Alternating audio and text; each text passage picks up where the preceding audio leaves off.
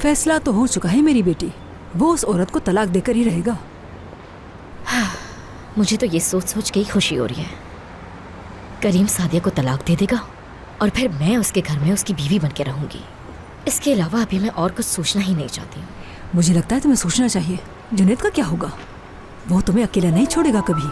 अगर करीम को तुम्हारे और जुनैद के बारे में पता चल गया तो हम बर्बाद हो जाएंगे पूरी तरह।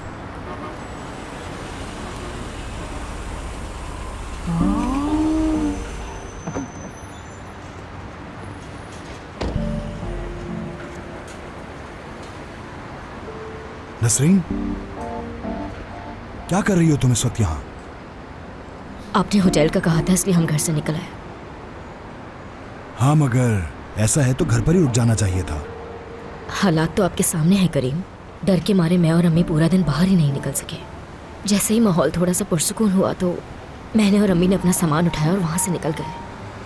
बहुत डर गई हूँ मैं। बस ठीक है, चलो गाड़ी में बैठो, वहीं चलते हैं जहाँ मैं रह रहा हूँ। ठीक है, चलो आ जाओ। आ जाए अम्मी।